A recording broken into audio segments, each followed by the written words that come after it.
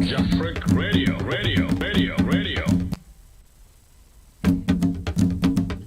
You're listening to Jafric Online Radio live. Jafric Radio.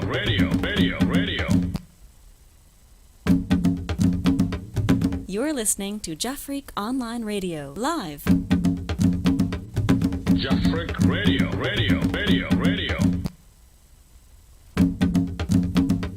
You're listening to Jafric Online Radio live. Jafric Radio. Anytime You're listening to Jafric Online Radio live. Jafric Radio. Share that mean to me, share, but yeah, sure.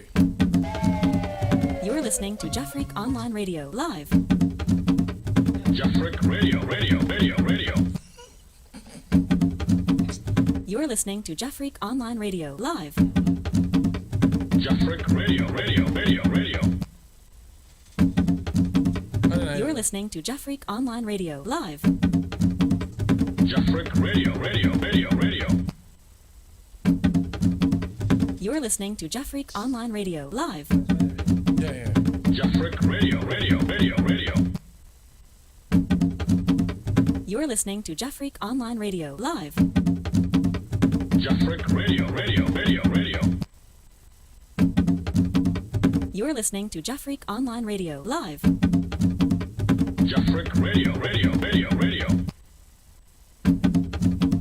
You're listening to Jafric Online Radio live. Jafric Radio.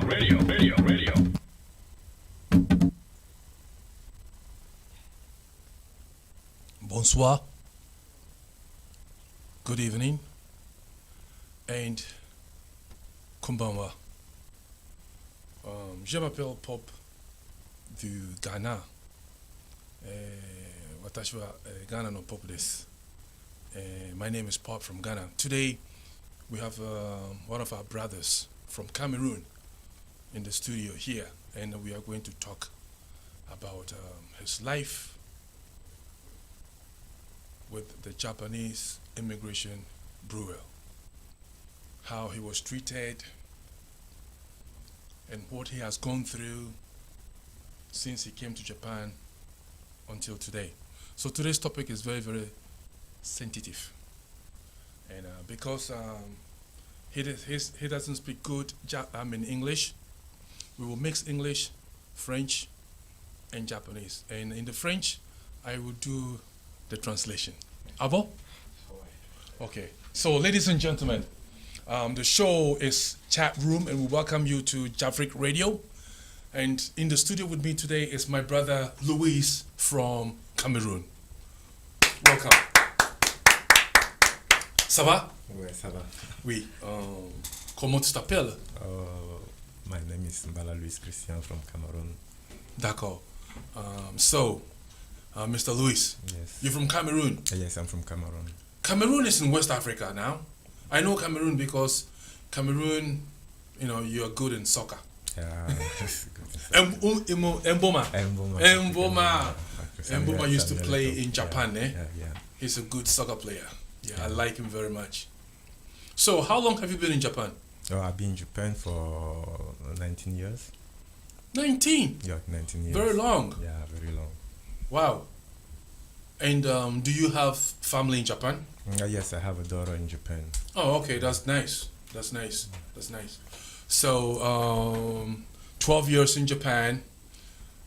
You're from Cameroon. Not 12 years, 19 years. I mean, 19 years in Japan. I'm sorry. Yeah, My bad. 19 years in Japan. Yes. And you're from Cameroon. Yes. Have you ever stayed in other countries in Africa? In Africa, I be born in Cameroon, but I grew up in Central Africa. I don't know Cameroon, so. Oh, you've never lived in Cameroon? No, I never lived in Cameroon. Wow. Yeah. Well, for me, I was born in Ghana. I've never lived in any country in Africa. I just know Nigeria from the plane. Yeah. We landed in Lagos. Yeah, that was like 10 years ago. We have a video for you. If my producer, is the video ready? Okay, then if so, then let's watch this video first. So, ladies and gentlemen, please, let's watch this video. And after the video, we will come back to our topic. Thank you. Hazmeti, Allah'ım, ben burada bu olimpikler yüzünde burada yatıyorum. Bu olimpiklerin yapılmasına engel ol. Kimse bu olimpiklerin yapılmasını istemesin. Bizler bu olimpik için, bu olimpik yüzünden eşlerinden ayrılan, çocuklarını göremeyen, ülkelerine zorla gönderilen insanlar var. Bunlara sen yardım et Tanrım. Biz burada her türlü işkenceyi görüyoruz, her türlü rezaleti görüyoruz, her türlü baskıyı görüyoruz. What Japanese government are doing to foreigner in this country is not normal. They are using the Olympic to break marriage, torturing foreigner, treat them as animal. There is a war, hiding war against foreigner in Japan. We pray that by all means you have to stop this Olympic. Turistas, deportistas, periodistas, todo el mundo estará mirando lo que sucede en Tokio. Tal vez ellos no van a ver lo que sucede aquí, en este centro de detención, en esta prisión. Because Olympic is a symbol of peace, harmony between the race. Lo que vivimos But that acá should not be en used esta verdadera prisión. by a racist government. Padre amado, Biz bu That killing míranos, no nos children and olvides, the baby, libéranos. innocent baby in the stomach of their mother because of their race. olimpik iyi bir şey Padre olsaydı biz celestial. burada Ask durmazdık. you, God. みんな祈りした。心から寝る前に1人、3人、4人、神様信じてない人も祈りして私見た。ヌフカの人たちで話して、品川の担当はオリンピックはあるからあなたたちはなかなか出さないだって。オリンピック終わるまでは出さないだって。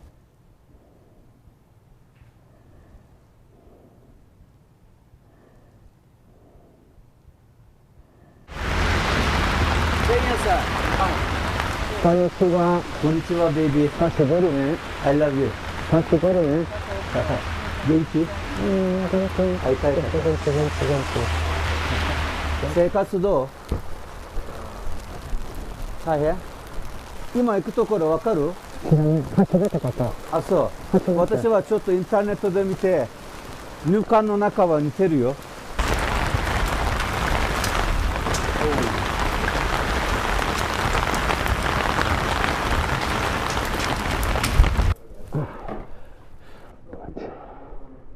ちょっと似てるね。これやばいね。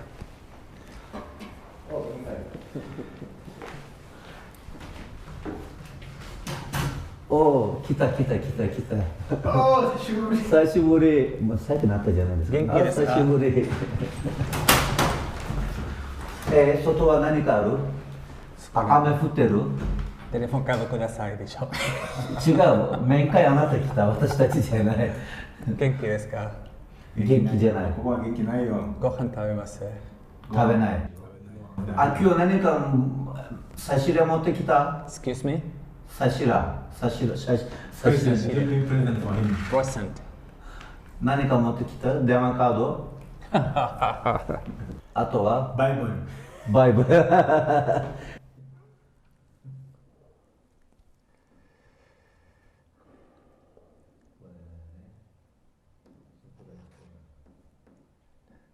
考える。なんでここにいる？いつまで？なんでここ？なんで？やだこのこと。やだこの部屋。だだこれ。頭壊れたみたいな。ここは入ったことあるよ。こうアメリカの中でこれ感じ。ボスの部屋ですか？あ、もしもし、何あった？まだデニス？ああ、チョバス入れて。はい。5日。OK。OK。タイヤさんは？ペヤさんも調査するよ。OK。家やってる。絵描いてるですから。ルイスさん、ご飯食べない？じゃあ無理やりで食べさせて。もう死んだら大変だよ。あ、外は大丈夫。外は死んだら平気。ここは死なないように。いや、あんまり居祈りしないで言って、彼たちの祈り神様が聞いてるんですから。祈りやめたらみんな出る。OK。分かった。いじめばっかりしてください。はい、頑張れいじめ。はい、そう、OK。OK！ やめて！国境のない国組みたい！はい、抵抗しない！抵抗しない！組みたい！抵抗しない！やるちぎ！はい、うるさいな！やるちぎ！はい！やるちぎ！痛いごめん！やめて痛い！ごめん！もう抵抗しないから暴行を受けた部屋っていうのはここに似てた？同じ。ここの同じです。ぴったり同じです。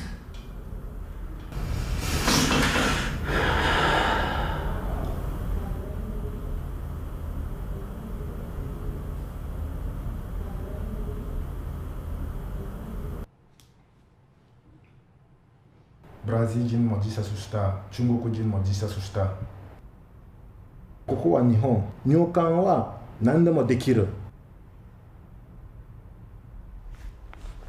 あなたの子供を殺すできる。あなたの奥さんを奪うできる。じゃああなた自分の国に帰ったら、カメルーン帰ったら殺されちゃうから。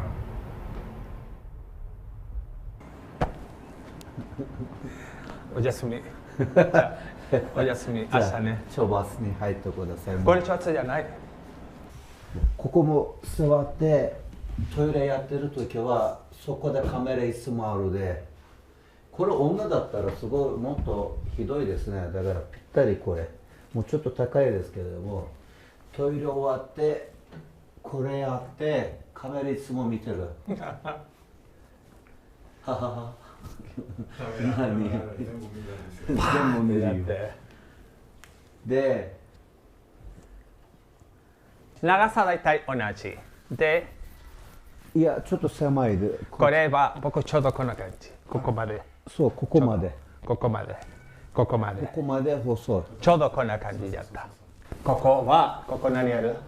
ああ、窓。違う。ここは私は自殺無視したの？そう、エアコン。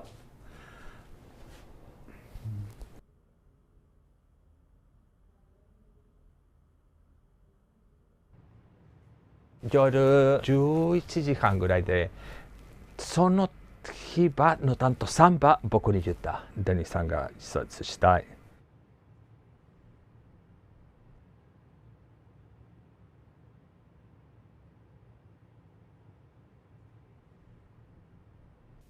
僕は捕まる前と今同じ人じゃない。変わった。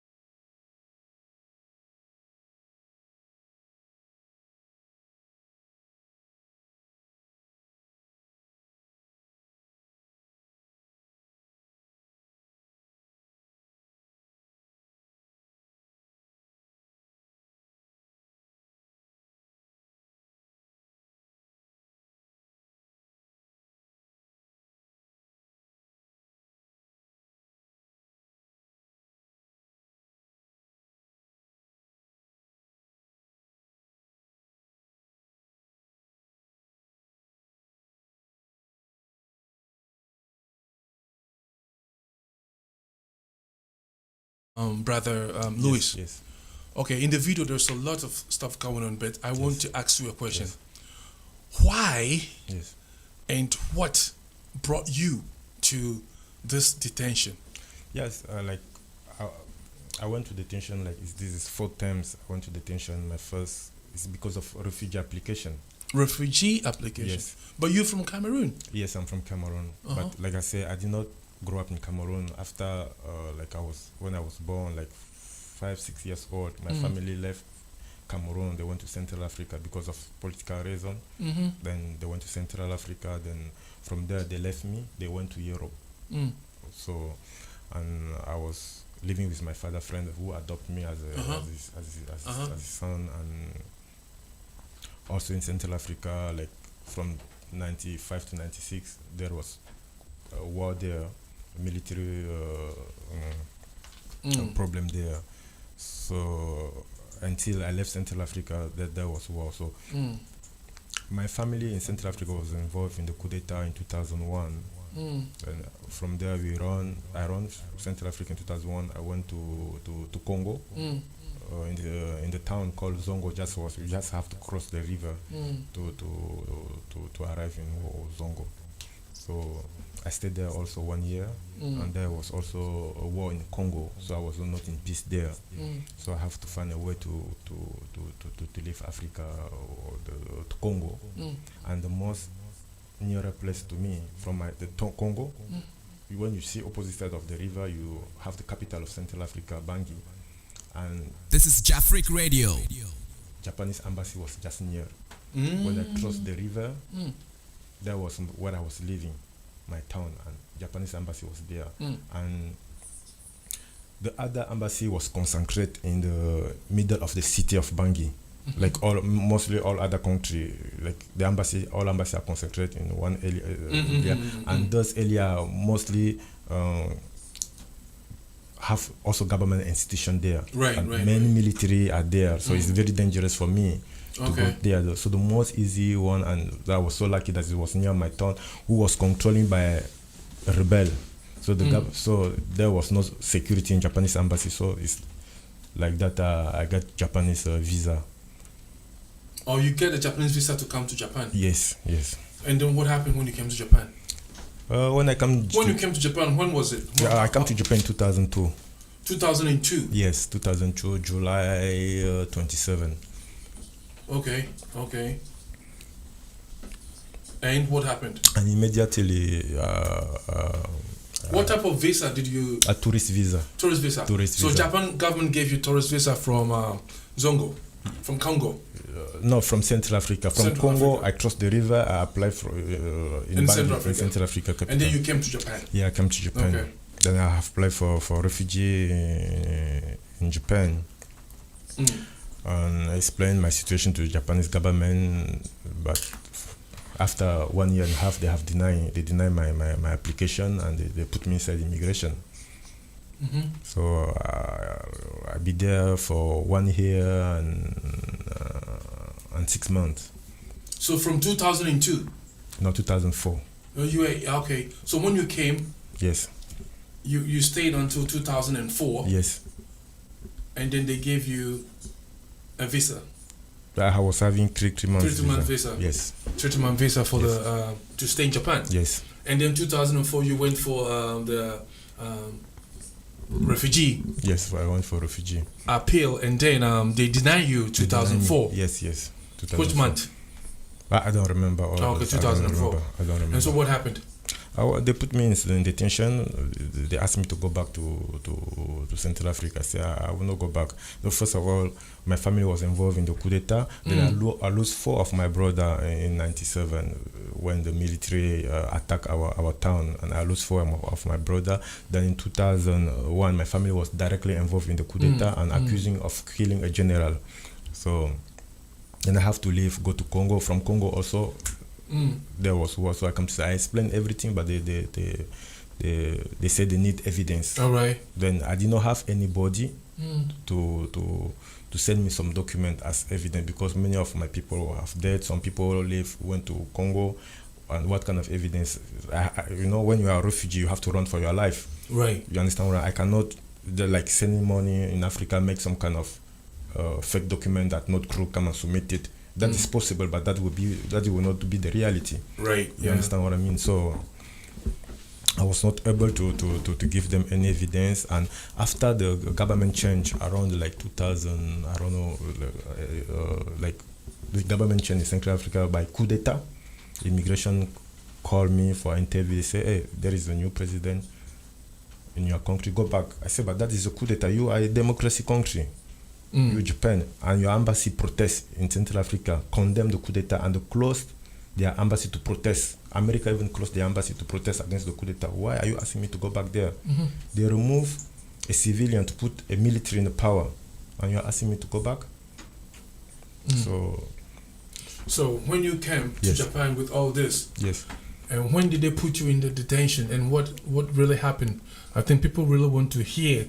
They deny my application and put me inside the immigration. For how long?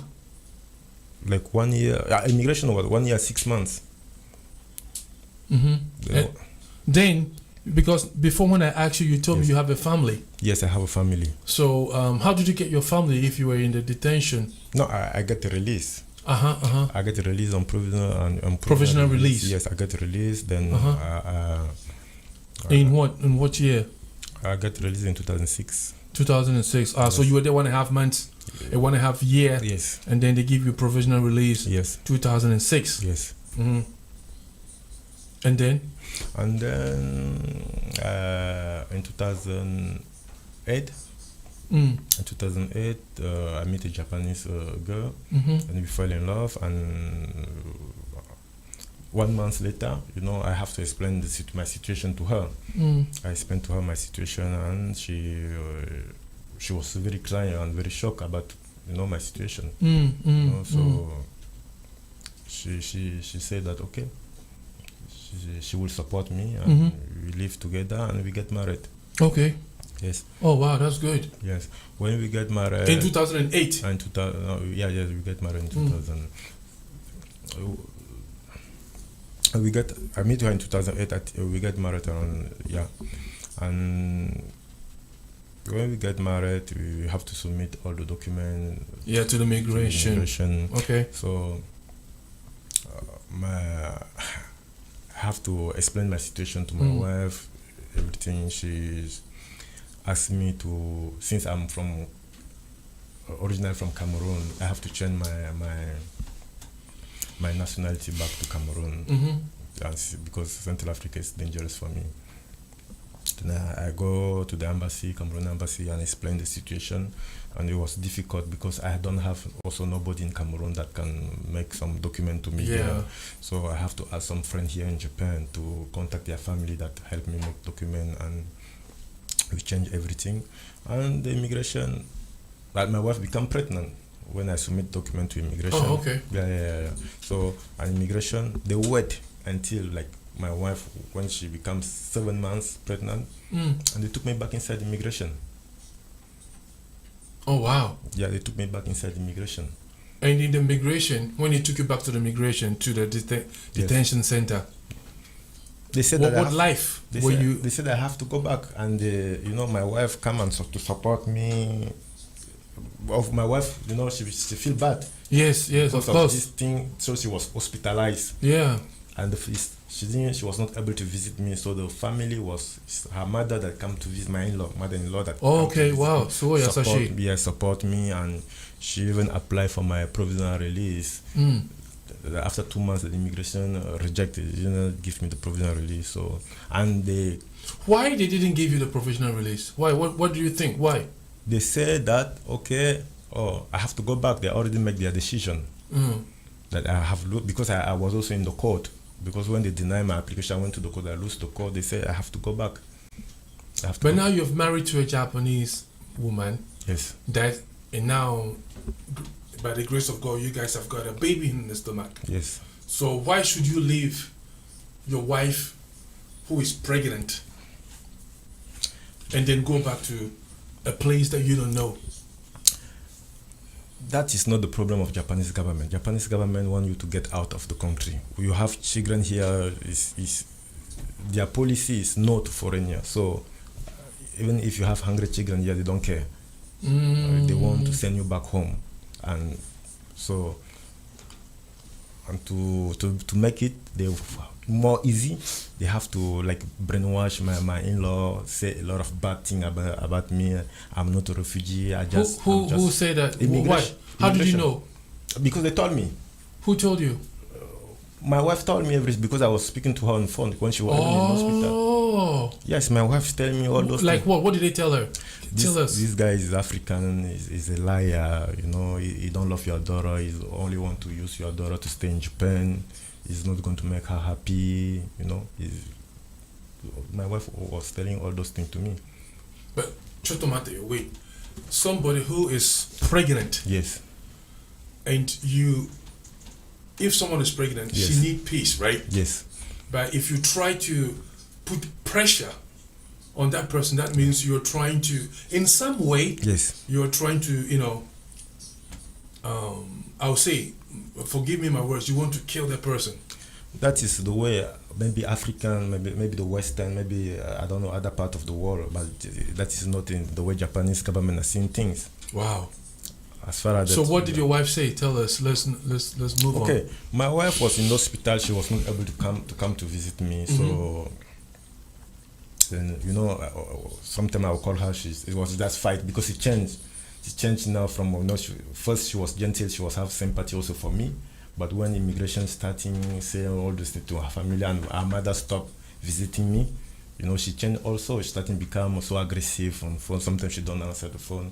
And you know that when a woman is pregnant, you need to be near her to support her. Yeah, that's what I was trying to say. Yes, but that is what is not only me. They have done that to many foreigners. They will target you when your wife is pregnant. Then they will pick you, put you inside immigration. Then to make kind of problem between you and your wife. So it's what happened to me when they put me inside immigration and my wife. So how long did they put you in immigration? 1 year, 10 months. Again? Yes. So when your wife was going to have the baby, you were not there? I was not there, and that is what made my wife very angry with me, everything. So when she delivered the baby, anyway, after like 2 weeks, she come to visit me. Oh. Yes, she come to visit me, and she didn't care about what her mother told her that immigration have. Who is her mother? My wife's mother. Okay. My wife's mother. Okay. So she was not like what the immigration said to her mother. She didn't consider that because she come to visit me. Mm-hmm. And she was very sad, very angry that I was not there when to support her when she of course she get the baby, but she promised that she is going to support me because the baby, my daughter need me. Yes. Oh, she's a girl. Yeah. My daughter need me, and I'm the only father. There is no father. I'm the only father that I need to carry out my responsibility as a father. And I was very happy with that. After all what she's going through, she decided to support me. But when she left, like 2 hours later, I tried to call her to thank her for coming and to know if she's arrived very well. She's just starting shout on phone. I said, what's happening? What's going on? She said, immigration just told me that you don't love me. You are using me just to stay in Japan. What? Yeah. You are using me just to stay in Japan. You want to get only visa. After you get your visa, you're going to divorce me. No, I said, no. Listen, baby, I love you. This. I tried to explain everything, but no. She didn't want to listen to me. So it looked like after she finished the visitation, the immigration called her to the office and sit her down and explain a lot of lying, Okay. Okay, viewers, this is Jafric Radio, and the name of the program is The Chat Room. Today, I'm with my brother Luis from Cameroon, originally from Cameroon, and he's trying to tell us the dark side of the Japanese immigration rule. If you have just joined us, I'm just trying to tell you that he was married. He came here as a refugee, and he was denied, and then he was put into detention for almost 2-3 years, And after that, he came out. This is and Jeffrey met a Radio. Japanese woman, and they fall in love and they get married. And the lady had a baby in her stomach. And after that, after the baby have got to like 7 months, the immigration took him back to the detention center, and he was detained for a year plus. So even he couldn't even see his daughter when the mother, gave the baby birth. And when the wife came and visited her after 2 months, After 2 months. 2 months when the baby, he had her baby, she became more aggressive to Brother Luis. Okay, please, I want you to send us comments if you have any question about this, and also please share the links to friends for people, especially we foreigners. We have to learn something from Brother Luis. There are a lot of stuff that we have to learn, and there's a lot of stuff that we have to know, so that we can, get ourselves into, a place that nobody can, how do we say, nobody can destroy our life, or maybe put us into a situation that we cannot get ourselves out from that situation. So, brother, please, Yes. can you continue? So when I try to call my wife after that many times, sometimes she picks, sometimes she don't pick, she didn't pick the phone. And like after 2-3 months, she was not answering the phone anymore. And you were in the immigration. And I was in the immigration. And what happened there? She didn't come to visit me anymore. My in-law was not coming. And like after 4 months, she sent divorce document to me that I have to So sign. since then, you haven't seen the baby. I never seen the baby. Did she brought the baby to the No, she immigration? didn't brought the baby to the immigration. Wow. She didn't brought the baby to the immigration. So, and when she sent the document for me to sign the divorce, because she said that okay, she cannot financially, she don't have financial support from the family. Right. She need to have, since she's already married, then she need to get support from the city, the government, and the government say if you are still married, we are not going to give you any support, so you need to divorce. Who said that? The government said to her, the city office, you need to divorce to get the support. Support, yeah. Yeah. So then she certainly say, okay, now that you cannot support me, then you have to sign divorce, and the government will support me. So when I received the letter, like 2 weeks later, the immigration officer come to me and say, okay, now for the interview, say, okay, what is your wife? Why your wife is not coming anymore? Did you have the contact? Did you call her? She's answering the phone. I told them that you are the one that caused all those things. Right, right. You are the cause of all those things. Because she has already told you. Yes. So they say I have to prove that I'm married. I have to prove that I'm married. But so you have your marriage certificate, right? everything, but that doesn't mean they want to see your wife to come and visit you every day. But so the first thing they will do is to destroy that marriage, that relation. They have to destroy it first. Wow. Destroy The immigration does that. Not only me, it's for many foreigners, not only because I'm African. No, they do that for Asian, South American, anybody. As far as you are foreigner, they do that to you. So are there any cases similar to your case? Many, so many. Wow. So many cases. So that you can even introduce us so that we can also many talk to people, them. many people, not Okay. so many people. So many. So many, a lot of people, a lot of people. You know, the problem is that Japanese government, or I say immigration, they controlling their victim by putting fear on them. Right. More you speak out, like person like me, they'll treat you very bad. Okay. So, Brother Luis, Yes. in the migration, how did you come out? I come out, the Catholic Church. The Catholic Church support me. They apply for my provisional release and pay the deposit money, so that I was able to come outside after 1 year, 10 months. But before that, when I was there, after my wife left me, like 3 months later, Right. the immigration tried to force deport me. Yeah, they brought me to the plane, Narita Airport. They brought me to the plane. Huh? Yeah, I'm telling You haven't even signed a divorce paper? Nothing. They will make sure that they make my wife run away. My in-law was not supporting me anymore, and they tried to deport me. They bring me to Narita airport. Then I protest. I said, no, I'm not going. I'm not going anywhere.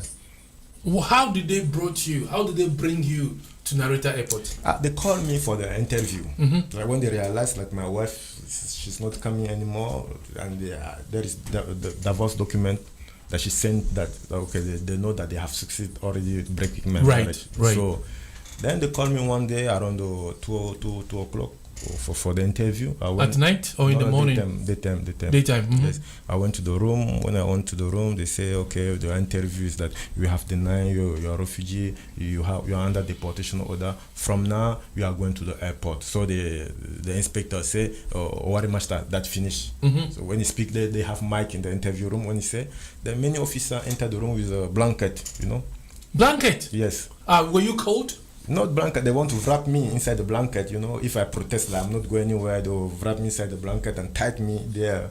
What? Yeah, it's what they are doing there. So already I have the information from the senior people there that if they try to deport you, don't protest. If you protest, maybe they're going to kill you, something like that. So yeah, in the video, I saw one brother that they were like, choking his neck, and he said, Ita, Yamete, Yarusugi. They are beating people there. They do a lot of bad things there. Physical violence, they are doing that there. And I don't think this is allowed. It's not the law to, abuse people in the detention. But go to court. It's not the law. But if you go to court, you're going to lose. Wow. If you go to court, they're going to say the judge. They know that the judge are supporting them. The judge is going to say, okay, you the one that resists. It was violent, so immigration have to use power. As you can see in the video, the guy was not using any power. You see? Okay, and when I realized like there was like 20 people with those blankets, I realized like I don't have any power. If I do anything, they're going to win me there. So I keep quiet. I just follow their instruction, everything. And when we arrive in the airport, in the entrance of the plane, I say, I'm not going anywhere. So I shout, I said, make noise. And the pilot said, I'm not taking him. So they took me back to the immigration. And there was, inside the cars, there was nobody, only them. They was like pressing me. You understand what I mean? Like, I have 20 people on top of me inside their car. 20 people, of course. Why were some they put trying their neck to? Here, some pressing me, So when you came out, did you tell? Now in Jafric Radio, you are telling the world what happened to you. But have you tell people about what happened to you there? I told volunteers, I told lawyers. Like the situation, people. It's not like in back home where when you speak out, people who come really they want to help. They're not there just for I don't know. But I speak to lawyer, all those NGO, all those people. Nobody take action. For them, it's normal. For them, it's normal. It's normal for them. It's not. It's more than I feel even bad to speak about that. Wow. So when you came out, what else happened again? Did you see your wife after that? Yeah. After that, I see my wife. Was she okay? No, she come very aggressive. When they released me, like the same day I called her, and the next day she was very aggressive. Very very aggressive. Tell me the truth. You don't love me. You want only visa or all those kind of things. You have to sign divorce paper. Anything I tried to tell her was useless. And so when you came back, for me the most important thing, were you able to see your daughter? She bring document like I must sign divorce paper. There was a contract like she bring. Like immigration says, because immigration called her when they released me, they call her to tell her that she should not. This is Jafric Radio. But how can immigration decide for somebody? It's what they are doing mostly when they release people under Kariome. Kariome is provisional release. People that are having a Japanese wife, they will make a call to the Japanese wife. Say, okay, we are going to release him this day. don't let him see the kid because it's going to affect the kid because they was not near the father for so many years. You understand? That guy is using you, don't love you. Jesus Christ, They are this doing is wicked. If this is true, it's so wicked and this is evil. So if you complain to the lawyer, they see what the lawyer say, Shogunai, you didn't record nothing, But I say, some lawyer have even like 100 of their customer, 100 of their client that this happened to them, 100, but they never speak out. And they always get money from you. Get money. They are not doing. Even some immigration officer. There are some good immigration officer that would advise you don't give the money to the lawyer because the lawyer was just there selling illusion to people. What? It sounds like to me like back in Africa, like this government appointees like immigration officers. They collect money and do this and do that. It's the same thing they're doing here. Yeah. Only they don't collect money. They don't collect money here, but here even I can say that African officers haven't had. They have their religion that's there that they know that you understand what I mean. But here they don't. These people, they are killing people, children. You understand what I mean? But you have a baby. What children do they kill? This is the police. Yeah. This is the police that have done that. What is that? What is that story? Okay, when I was released, I was like in 2012. The people introduced me, like I have to go and translate for French people in Fukuoka. That they wanted to buy a car. They tell me they wanted to buy a car. Then I went there to translate for them. Then we was in the hotel and the police come. They say that is scam. That was scam. And the people just said to the police, this guy is just a translator. After 6 hours, both of us was released. After 6 hours in the police station, both of us were released. But when the guy was going, like after 1 month, he was leaving Japan, they found out that his passport was a fake passport. The French guy. The passport was a fake passport. So they arrested him in the airport, and the police come and pick me the next day in the house, bring me back to Fukuoka. Then I spent 23 days in Fukuoka police station. 23 days? 23 days. It's the law, but most people spend 21 days. Now, during my detention in Fukuoka police station, I was living in Tokyo, Akabane. So, the Akabane police station went to my wife and tell to my wife that this guy is going to prison. That is a scam. Is a gangster. Is a leader of the gang. Is going to prison. We are not going to free him. This, that. He have many girlfriends. He have too much money. Even his income is not telling you the truth. This is Jafric Radio. My wife was pregnant like 4 months for the second child. And okay, Chotomade. Yes. After you came back. Yes. You were living with your wife? Yes. With no divorce? No divorce. And you guys started loving each other again? Yes. And you had a new baby in the stomach? A new baby in the stomach. Her mother even going in France to see my family there. For more than 30 years, I did not see those people because I did not grow up with them. I grew up in Central Africa. But my mother-in-law go and meet them. Everything was coming to be better. Yes. So the police said this guy have many girlfriends. Imagine the police who say to the wife that the guy has a pregnant woman. Pregnant woman, that is your husband have many girlfriends. He don't love you. After you have permanent residence, he's going to divorce you and he's going to jail. He's going to jail. You're going to be a single mother with 2 children. You don't know how it's difficult in Japan.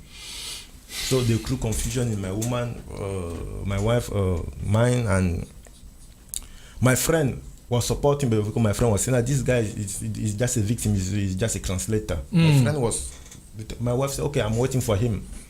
But my wife was telling also to my friend that the police are making pressure on her, like she have to divorce, they're going to protect her. But she was saying, okay, I'm going to wait him. Then my friend told me that like after 11 days, she was not picking the phone anymore. And like, okay. I do 23. I was even not eating nothing because I become sick. Yeah, because I was worried about my wife. Yeah. So your story is it's just like a movie. So when 23 days ago, they went to release me. They wanted to release me from police station. That was on Saturday, 2012. They called me to one room. That was because during the 23 days, all interview there was a French translator, French guy that was translator. But that day that they wanted to release me, there was no translator. Pourquoi? They called me to give me my luggage. No translator. And you say go. No, they bring me in the room. There was a paper like it, a white paper sheet in the table with a pen. They say, okay, you have to write here that you are not going to look after your wife and your daughter. Huh? With that translator. A policeman told you? Yes, that don't go look. You don't have the right to look for your wife. You don't have to look to search for your daughter. But you are not. Excuse me. You are not divorced yet. I'm not divorced yet. But your wife had your firstborn baby. Yes. And now he has a second baby in the stomach. She have a second baby in the stomach. Cosway. So I said I'm not going to sign anything. He said you must write here that you are not going to look for your wife. You are not going to look for your daughter. Was it in Japanese or in French or in Ghana language or African language or Chinese was or writing what? in the paper that I have to write by myself. Nothing is in that. I must write it. I must write it by myself. I said no, I'm not writing. That was 3 police officer, no translator. Those people starting beating me there. Really, they starting beating me that I must write there that no interpreter. What have you done to them? Brother, nothing. I'm not a terrorist. I didn't do nothing. So, I was very weak because I had all those 23 days. Maybe I ate only 2 times. My heart, my mind, everything was just thinking about my wife. My she was pregnant with my daughter. You understand what I mean? Worry about my family. But now that they are asking me to sign that I have to give up from my family. I said, why should I give up from my family? Why? I said, no, I have to search for my family. So they starting to use violence. I'm sick. I have headache every time. So I starting feel headache, feel disease. I said, okay. I'm going to die here. No witness.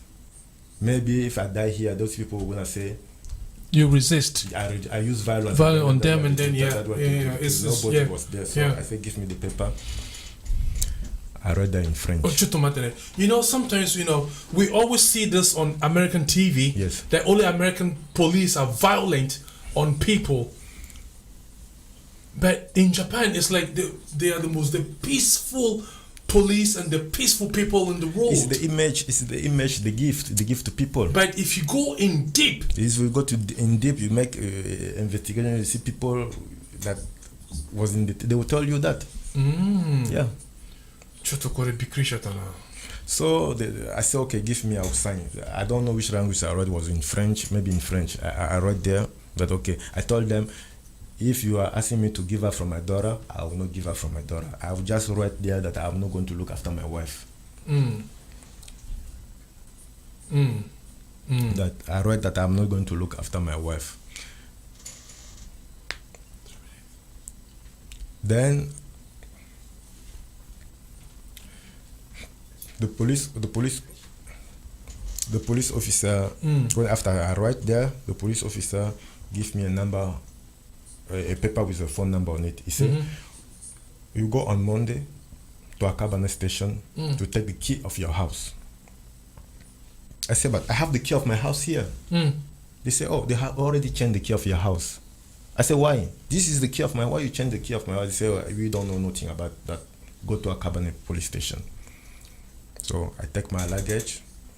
I go to the pharmacy because that time I feel dizzy. I have headache. I go to the pharmacy, buy some medicine. Take the Shinkansen. Went Tokyo to Akabane. I put the key. The key was not working. They have changed the key of my house. So I have to look for the hotel to stay. Then that was Halloween. All hotel in Tokyo was full. So I found a room. The available room was like 35,000 yen in an Intercontinental Hotel. So I pay Saturday and Sunday night, 2 nights. And Monday morning, I went to Akaba. I first went to my bank because I left my cash card with my wife. I went to the bank. I found out that she have took almost 10 million yen from my bank account. 10 million. 9,600,000 from my bank account. How did you get that money? So I'm by car. I'm doing car business. Oh, okay. So okay. that money was my friend, because I play football in Central Africa. I play in the league and I play in a national team. I play under 19, 18 in Central Africa. Oh. And I was playing with my friend, and my friend came to Japan to buy car. He's a banker. He came for the economic forum. He came to buy car. That was his money. So he gave me money. He gave me 10 million to buy car for him. That he want to go and sell to people that are doing diamond in Central Africa. Right. So, and my woman took that money. I found out that she took the money. So, but what happened is that on Sunday night, I called my wife on Saturday. She didn't pick the phone. But Sunday night, she called me.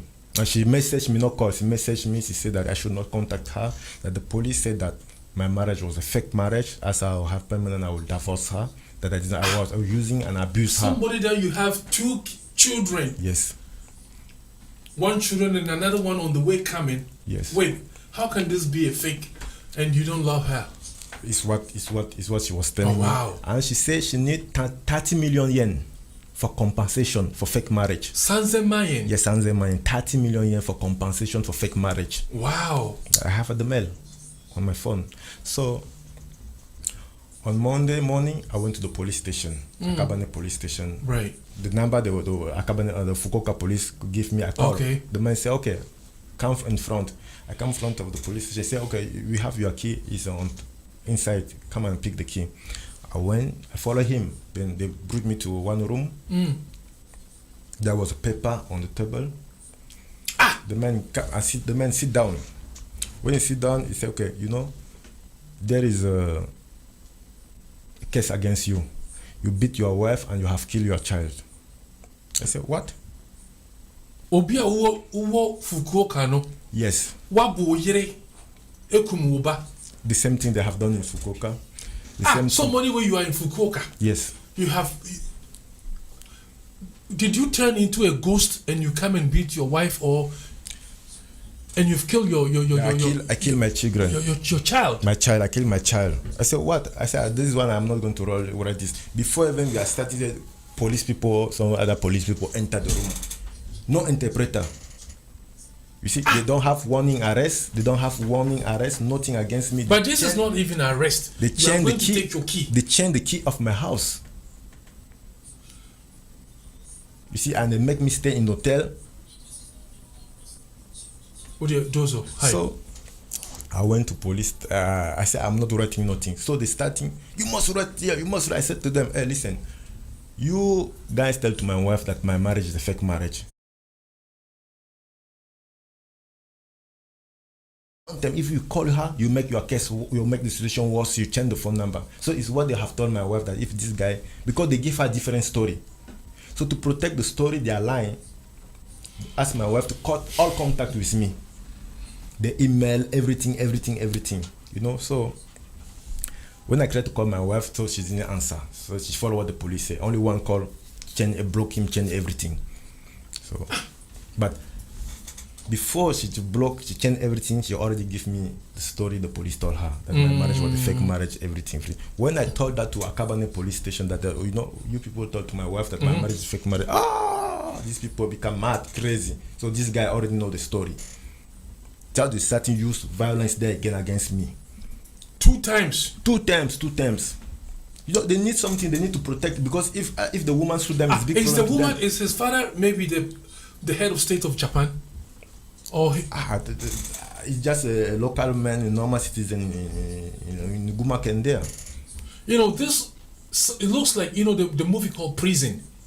Yeah, I'm telling. This is what happened to me. I'm telling you this is what happened. I don't think far. I can't even think far. I don't understand. So what do they need from you, brother? This is not only my case. It's happened to many people in Japan here. No, happened to many. The media has. The media. The media. No, need the to media. stand up. Forget about Japanese media. NHK, I went to the parliament because of this thing. I went to the parliament that was like 3 months ago. Then there was many journalists sitting there. After I finished the conference or my speech, NHK, journalists from NHK come to me and say, okay, we know what you have said is right. NHK journalists say what you have said is right, but nobody wants to hear about this thing in Japan. How can a journalist say that? That nobody wants to hear about this in Japan? Do you have his name? I have his name. You have his card? Later. I have his name, I have his card. I will call him. I have his name, I have his card. Unless they kill all black people in Japan here. For this case, wallahi. I have his. So have you seen your daughter? No, I didn't see my daughter. So after they starting beat me, these people starting beating me. You know, my first language is not English. My first language is French. Ah bon? Yes, my first language is French. Me, I learned English in the street in Japan. So these police people, they have their paper and the pen. They say I must write that I beat my wife, my scar on her body. Scarf on her body? Yes. Did you do that? No. And when you were in Fukuoka, since you came to Akabare, did you meet your wife? I didn't meet my wife. So where did you meet her? They said that I beat her. I say, how? Do you have that paper? They didn't give me that paper. They take that paper. How can they give that evidence against them? So they started beat me. That was a woman who hit me with a camera in the head. A woman, Japanese woman. Police officer. If you see her face, you know that this is this woman who hit me. I cannot know that. I cannot remember the face. Okay. So hit me with a camera there. They starting brutalize me there. Then like. Facebook account. I tried to resist. Like, okay, I will defend myself, but I think they overpower me and they can't kill me there. So I said, okay, I'll write. So the police people have to spell because I don't know how to write all those things. So the police people will write like this, put A, C, they are spelling for me to write because no translator. So I have to follow what they say. So I write, I beat my wife, I messed on her body. I signed the paper, then they took the paper. Then when I went out of the police station, I called my friend, I explained to my friend. My friend introduced me a lawyer. And I explained to the lawyer what they have done. Because everybody was in shock that how can a government will ask a woman to remove pregnancy and steal the money. Then the lawyer, in my big shock, the lawyer was like, remove pregnancy in Japan, do abortion, is normal. For him, there was no any case there. What we was looking for, just how to because my wife steal the money. How can we fight for the woman to give back the money and he can get his percentage? Me, I was just like, I want to get back my family. But the lawyer was his intention is just to fight about the money. That the money come back, you could get his percentage. You understand what I mean? But most lawyers they will only focus about how the woman will pay the money back, and then they will get their percentage. But me, I want to get my family. So the lawyer contact the woman. Oh wow! The lawyer contact the woman. He creates her the address. He contact her. Okay. He write a letter that, okay, I give you 7 days. Within 7 days, you must pay back the money and you must bring the child to him to see the child. And contact me, and he send his bank account number. When the woman receives the letter, directly she contact the lawyer. So they speak with the lawyer. The lawyer asks her, is he give you the permission to take the money? No. So why did you divorce? She said, the police said to me that I have to divorce because the marriage is a fake marriage. They're going to protect me. That the guy is going to prison. That is what my lawyer is telling me now. He's telling me. So, my lawyer and the woman, my lawyer started telling me that my wife she's fighting the police. That the police, that she said that she's going to sue the police, that the police are the people that tell her to divorce, to take everything, all the property, all the money. And they said they're going to protect her, but they failed to protect her because I just come out waiting 2 weeks, I found the address. Now I'm going to court against her, so she have to sue the police. And she said to my lawyer that I have to give every month 80,000. Or we have divorced, it's okay, but I have to give 80,000 to support the child. The child support. Support. My lawyer said to me, no, she took too much money. 80,000 is too much. It's At too least much. I think it's the maximum is 30,000. Yes, the lawyer said that let's go to negotiate 30,000. But later my lawyer said, oh, this police she's fighting too much the police, and police asked her to change the address again. How? Police never can say change your address. They asked her to Police change. will tell you to change your address. Yes, because we already know the address. But the lawyer said that the police called my lawyer many times. My lawyer is telling me that the police is calling him and asking him if he give the address. The lawyer said no, he did not give the address, my wife's address to me. That he is just negotiate how I can see my child and how can she pay back the money. But the police tell the woman, don't take the money. You know, if my wife, I'm supporting my child, that means that I have the right to stay in Japan. I can extend my visa. But the police don't want that. They want me to be overstayed so they can put me inside immigration. So they tell my wife, don't take the money. And they ask her to change the address. So waiting 2 weeks, my wife changed the address. It's later that my lawyer found that even the domestic violence that they forced me to sign. Right. Like when I was like 70 days in the police station, my wife will have already divorced me. Oh. 70 days, my wife will have already divorced me. So when I come out of police station, I was already a single man. I was not a married person anymore. So which wife, that statement police asked me to write, that I beat my wife, that I was already a single man, which that is fake. So till today, I didn't see my wife, and that domestic violence is there. And my lawyer is not moving. I will call my lawyer. Sometimes I will call him for 1 month, he don't pick the phone. This case is funny. It's like there was a force somewhere behind the story. So I was bring back inside immigration in 2016. Then I stay inside immigration like in 2018. I wrote a statement like in English through with the help of dictionary. I wrote to CNN. I make many copy of my 56 page. I wrote to CNN, BBC, UN, Swiss and New York. Sent to Amnesty International and many other media. So immigration get angry. Why should I say that Japanese government is breaking people's marriage? Why should I say that Japanese government is killing people's children? I said, but it's what you people have done to me. So I stay inside immigration like 2 years and 8 months. I become sick. After the Fukuoka case, the Akabane case, once again they took you back to the immigration. To the immigration 2016 because I become overstay. I lose my visa and then I become very sick there inside immigration. Then I started vomiting blood. I was not able to eat. Huh? Yeah, I started vomiting blood. And in immigration they took me. They put me in the one block that many people die in that immigration, that block, because when you're sick, they call it hospital block. But there is nobody that take care of people there, no doctor there. I do 1 month, I saw doctor only one time. Hey! I was inside immigration, I was 90 kilo.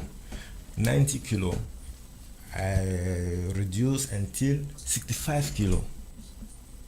I was 25 kilos? 65. I mean, so you lost 25 kilos? Yes. I was in the wheelchair, like I cannot go to the toilet alone. The officer will take me to go to the toilet. If I try to go alone, I will fall down because I feel dizzy. I become very slim, And some officers, they cry, I cannot tell lie that all the immigration officers are bad. Some officers really cry. They know that I'm going to die. They say that, why these people I'm going to kill you?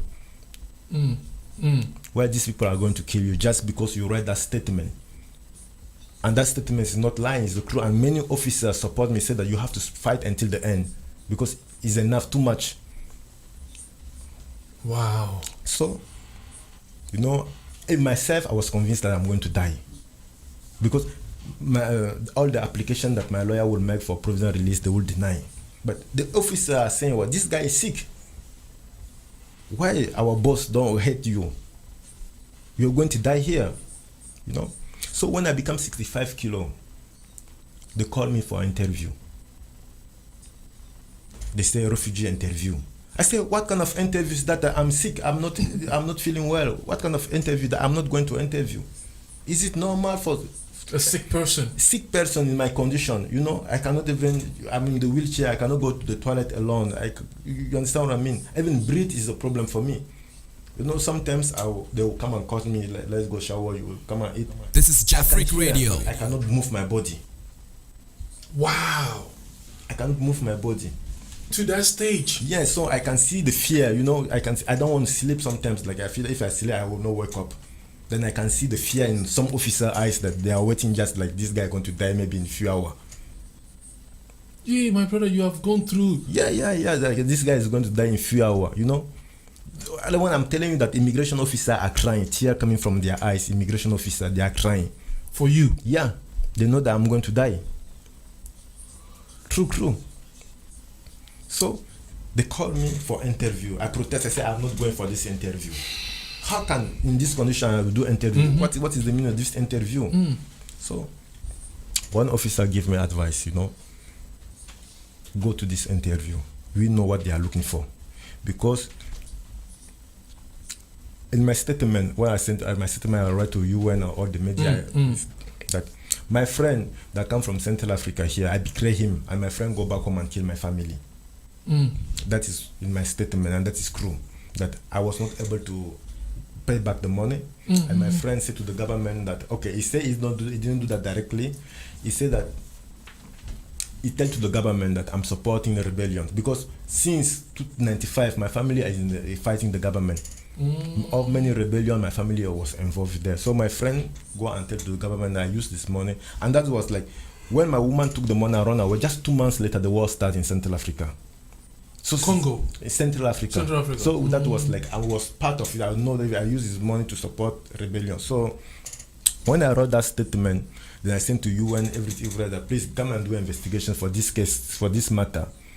Immigration get angry that I write that one, that Japanese government, because in my refugee application reason is that Japanese government, my new reason is that Japanese government tell my wife to divorce me, that my marriage is a fake marriage, and tell my wife order her to steal money that belong to my friend, and my friend go back home and massacre all my family, and tell the government that I'm supporting terrorists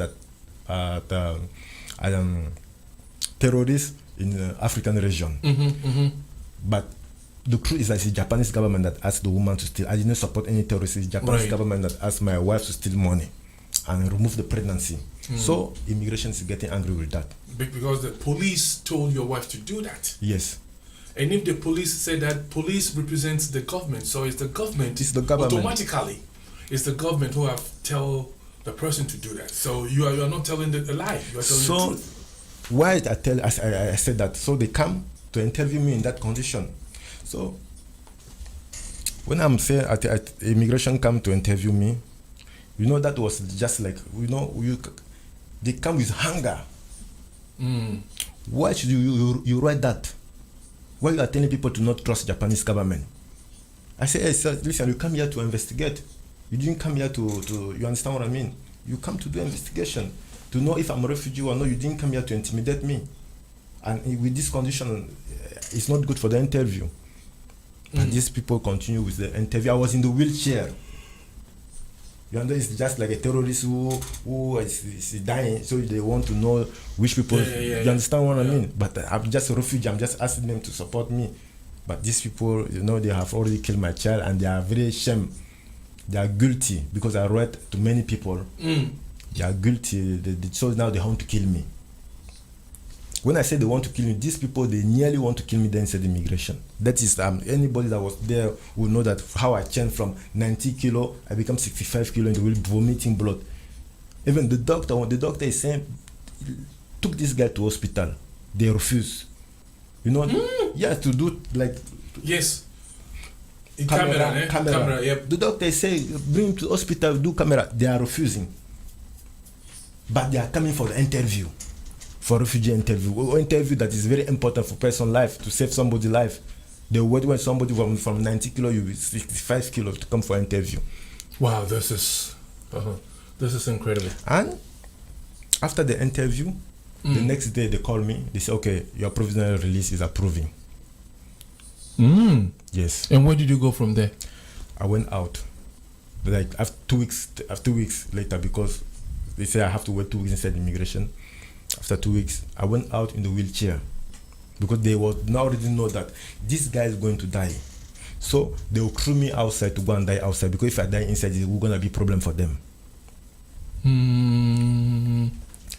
Well, everything is calculated. Everything is calculated. This is Jafric Radio. When I went outside, I called my friend, some Japanese.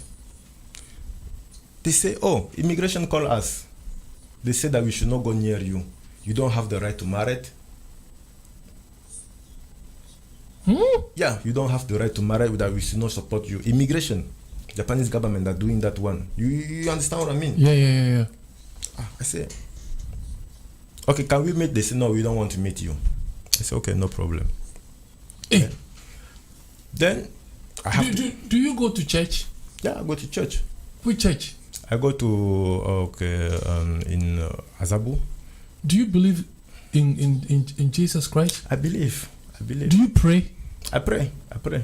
So really? I pray Catholic. Yeah, I pray Catholic church. I pray. Catholic church? Yeah, I pray. I will invite you to my church. We'll pray with you. Yeah. Okay? Okay. Because this is not, it's not, in my language we say this is not kwa. Enya kwa.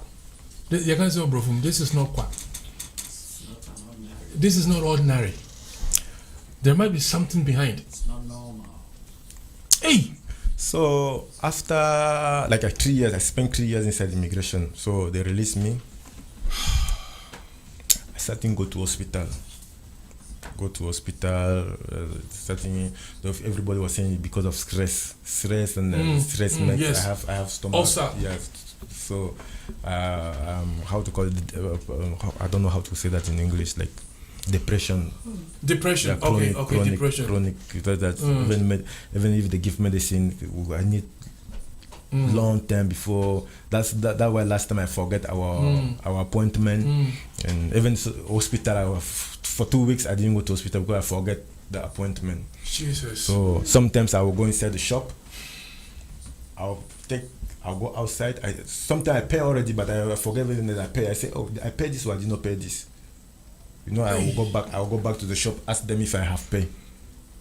And this is not only me; it happened to many people that who stay long. Yes, it's stress. Yes. So, but when I was there, after 3 years, they released me. I started to go to hospital. And from 65 kilo, I was just eating tofu, like something like tofu like that, because I cannot eat something because my stomach. Yes. Yes. So I have to go for extension. After 1 month, I have to go in extension in Yokohama for my provisional release. And I went there after 1 month because they give me 1 month from Ibaraki. Then I went to extend my carry home. These people say I cannot go back home, that they have to arrest me. I said, why? I'm sick. They said, no, they have decided that they have to put me again in detention. Hey, babe. I said, why?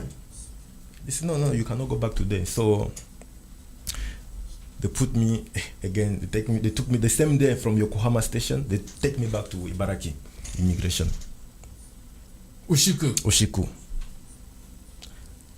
So inside the car, I asked officer, why did when you are releasing me, why did you call my Japanese friend? Oh, they say sometimes it's necessary to call people. I say, so what you are doing that? They say, yes, we are doing. It's necessary sometimes you call. So is it the law allow you to call Japanese people to tell them to not support any foreigner that come out of? But this is not only me. They are doing it to many people. Before they release you, they'll call your relative, Japanese relative. They tell them to not support you, to not go near you, or to not marry you, something like that. To not wife, to not allow their child to see their kid. So they took me back to. These people are wicked. Very wicked, very very bad people, very wicked. So when they took me to inside the immigration Ibaraki, the officer that was crying, they was not surprised. So when I went, they give me a room. The officer come, like 3-5 officer, one of turn by turn. They come to me. They say, "We told Yokohama Immigration that this guy is very sick. Don't bring him back here." Because they told us, they called us, they said that they are going to arrest you. But they said this guy is very sick. He didn't do nothing wrong. Why you people want to arrest him? Charlie Clement, Akuya se wupi unze. Bring me yechi. So the officer told me it's because of your statement. Jesus Christo. Because that statement you write, you are telling the truth. And the government are ashamed that what you have saying is going to cause problem to them. So now they have to punish you for other foreigners to see to not follow you, what you are doing. The only thing is that statement. You just see, there are people that are selling drugs. They went 25 years in prison. More that they are releasing them. Why? Only for statement. Why are they doing that for you? Because the whole world, they think Japan is, the best. No, not the journalists. Olympic, so many journalists. They say the normal people believe that, but the journalists. I speak to many journalists. All of them know about this issue. All of them know about this issue, but they are telling the Japanese government is putting too much pressure on the media and too much money involved. That's why nobody wants to speak about this issue. Are you think that it's normal for government to be doing that? Nobody attacking them? Okay, so go ahead. So I stayed there again 1 year, and every day I was vomiting blood. Every day I was vomiting blood. Every day I was vomiting blood. There is no one day that I stay inside there for that 1 year. They put me there without vomiting. Hey, God loves you, pa. Vomiting blood for almost getting to a year. Even if you vomit for like 3 months, blood 3 months. I have all those because they are taking picture. You have those pictures? I have the pictures. With you? Yeah, I have all the data. I take all the data. I have it because I'm asking them to take pictures. Hey. Every day I'm vomiting. I create, even if I drink water, only water. If I drink Pocari Sweat all day, I vomit. But Jesus. With that, these people don't want to release me. So now what are they telling you now? You don't know that they have succeeded to make my wife run away. And my wife is the only witness. Some Japanese journalists went there. Like that was like 4 months ago. Japanese young internet like journalists. They went there, interview my in-law, both my father-in-law, my mother-in-law. They went there, and they are saying that my marriage was a fake marriage, that I abused their daughter. Then they are protecting my daughter, that I cannot see my daughter because I want to abuse my daughter also to stay in Japan. Jesus Christ. So I have in my phone here. I have the record because the journalist sent me the voice. They accusing me that my marriage was a fake marriage. Is what the in-law are saying. And who told them? Because the immigration and maybe the police told them that. It's exactly so that. Now they have that in their mind. In their mind that my marriage was a fake marriage. And your own blood. My own blood, my DNA. They say that they are claiming that they are protecting my DNA. That I want to abuse my DNA, my daughter. So, my brother, have you seen your maybe you've seen your daughter before? Yeah, before I saw my daughter. When you came back home? Yes, when I came back home. But how long were you there together in home? 2 years. 2 years? Yes. How old is she now? 13 years. Because when the mother took her, she was 4 years old. 2012. Wow.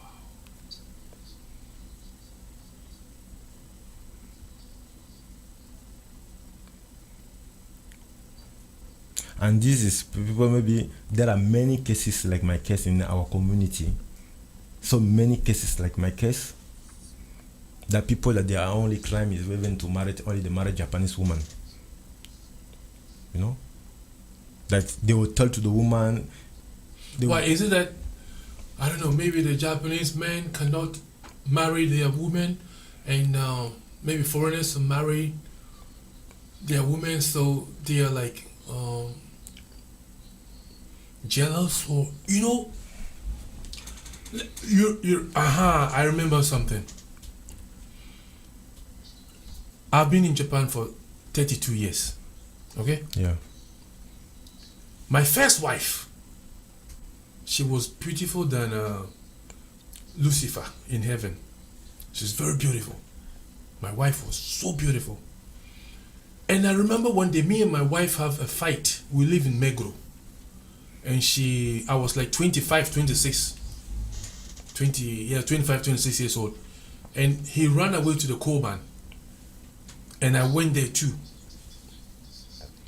Now I remember, the policeman told me, you Africa boy like you are married this beautiful Japanese woman and you are making this nonsense.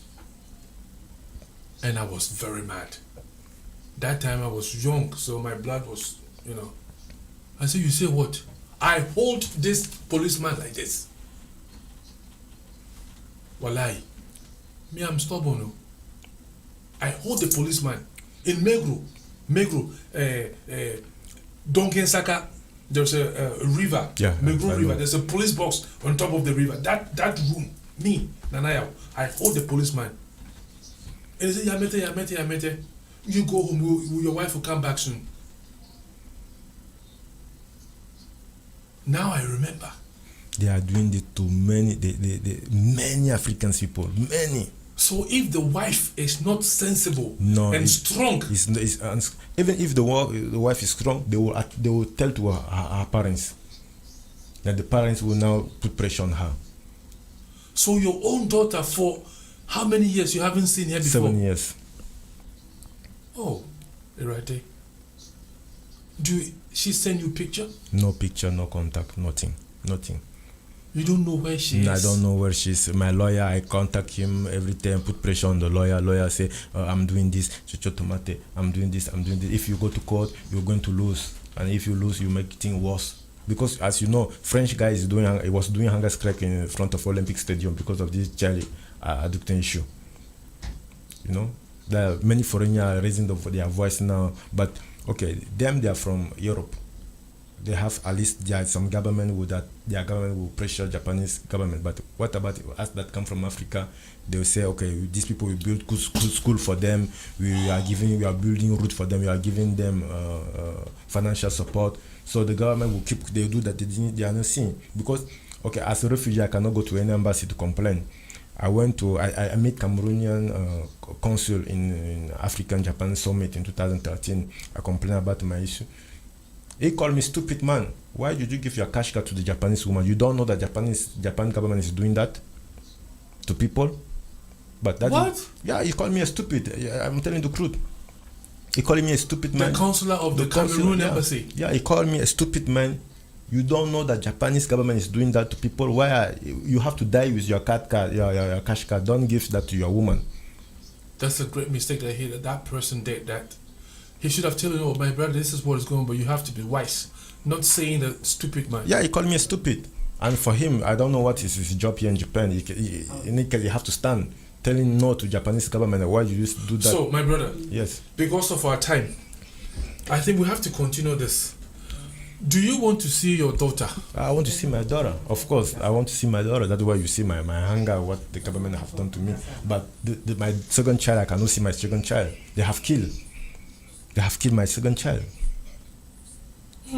They have killed my second child. That is what call xenophobia. That is discrimination. Xenophobia. That is racial discrimination. If it was Japanese that married, are they going to do that? No. No. And they kill because they know, they believe the father is a foreigner, is a black guy. That's why I'm not saying that it's black guy. Maybe it's too much because they do that to Filipino. They do that to Filipino. They do that to Brazilian. They do that to Vietnamese. They do that to everybody. So to everybody, they are doing that to everybody. Man, I'll be very happy if you can other nationals that have similar situation of your case, if you can introduce them to me, and we can all meet and we have a chat. I have many, but so today we will we'll bring we'll draw down the curtain for today. And then we will reschedule our part 2 of how do I say, the dark side of the Japanese immigration brewing. And not this time, not only you, but maybe someone from Philippines or from Brazil or maybe from India, from wherever the person is from. And then we kuraberu ne. 同じなのか本当の話をちょっと知りたい。これはちょっとね、やっちゃいけないことだと僕は思うんだよね。国として、イミグレーションオフィサーとして。I have even a friend from Ghana that happened to him. If you say Ghana, Cameroon, we are the same. If he can also come, we need another national. Okay. Different national. From Asia, South Africa, Europe, America, from other national we want. Yeah, there are many people. People are afraid to speak out because somebody who can speak. Speaking out, the government, they fear that they think that the government will retaliate. It's true. Like we see what happened to me, just because I speak out, and they know that even if they kill me, I will not stop. I will continue to speak out as far as I'm telling the truth. Yeah, when I was a little boy, my mom always tell me, if there's a knife even in your truth, say the truth, and the truth shall set you free, no matter what. Because they cannot do this to you. You are a human being, man. You have blood in you. They cannot do this to you. This is above. Even the immigration officer, many immigration officers, like our really thanks for their humanity. They told me that this is more yarisugi. They said to me that they must punish those officers that have done that. Right? Yes, because they saw all evidence that I have. They saw all the evidence. They know I'm telling the truth. They said they must punish them to change somebody's house, the key, to kill his children. Just because we want him to get out of the country. No? Okay. Thank you so much, Brother Louis. Phillips. Thank you so much. Thank you so much. And we have come to the end of the program. And please follow us and share this program with friends. And we are going to continue. Next time we will have our friends with the same situation in the studio. We'll make it a special edition. And we will go into deep and discuss and see how we can solve this problem. We cannot do it by ourselves, but we can speak out so that the government should, reason and help our brothers who are in this situation. It's not fair. It's not fair to treat a human like this. And then the other side, in the international world, you will show your face like you are an angel, but back inside, your room, inside, if you go inside, what they are doing to people, not only African people, not only black people, but what they are doing to foreigners in Japan in terms of that immigration issue. It's very bad. I think you saw the video. That guy was not an African, wasn't not a black man. He's from Turkey or somewhere. And see how about 8 people,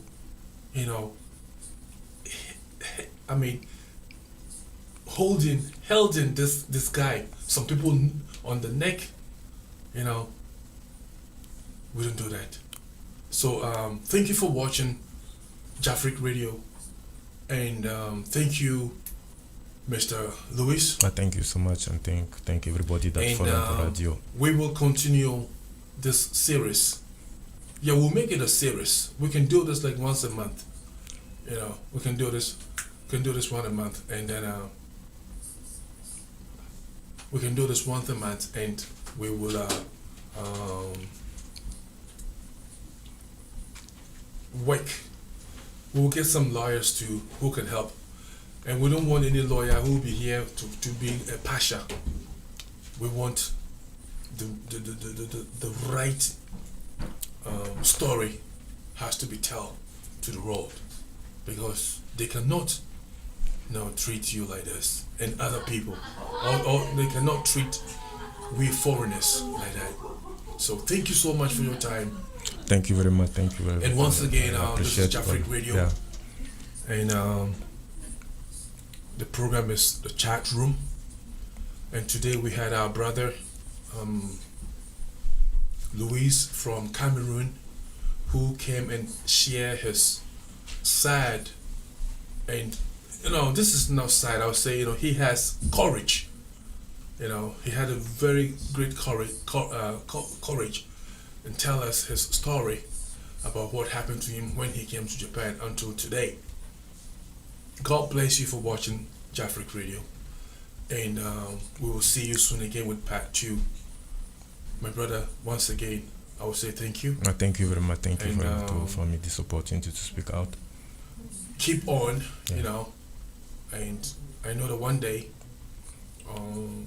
we will have our white flag on, and there will be a salvation, and there will be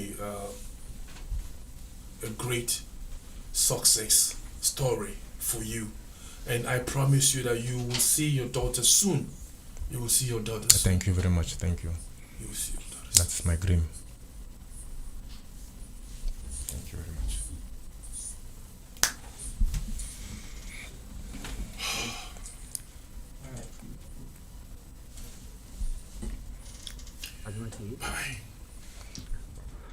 Allah'ım, ben burada bu olimpikler yüzünde burada yatıyorum.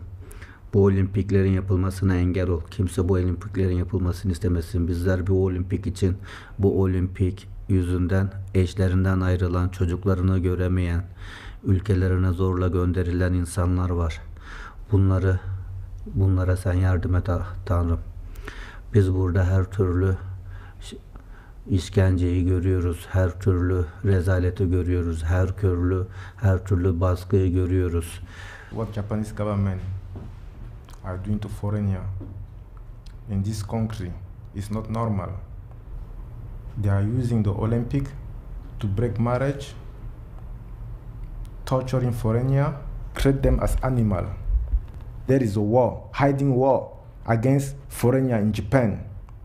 We pray that by all means you have to stop this Olympic. Turistas, deportistas, periodistas, todo el mundo estará mirando lo que sucede en Tokio. Tal vez ellos no van a ver lo que sucede aquí, en este centro de detención, en esta prisión. Because Olympic is a symbol of peace, harmony between the race. Lo que vivimos But that should acá not be en esta used verdadera by a racist government. Padre amado, That killing no nos children olvides, and baby, libéranos. innocent baby in the stomach of their mother because of their race. Olimpik iyi bir şey Padre olsaydı biz celestial. burada We ask durmazdık. you, God, みんな祈りした。心から寝る前に1人、3人、4人、神様信じてない人も祈りして私見た。日韓の人たちで話して、品川の担当はオリンピックはあるからあなたたちはなかなかだ。 Hi guys, you are watching Jafric Radio. I am Abebe from Ethiopia. Jafric Radio እየተመለከታችሁ ነው። ይመቻችሁ። አበበ ነኝ ከኢትዮጵያ። ẹ káàárọ̀ ẹ káàsán ẹ káalẹ́ orúkọ tèmi ni ọmọdọ́lá oyeyemi ọmọ bíbí ìlú ìbàdàn Jafric Radio lẹ́ ń wò yìí o ẹ múra sí i ṣe púpọ̀.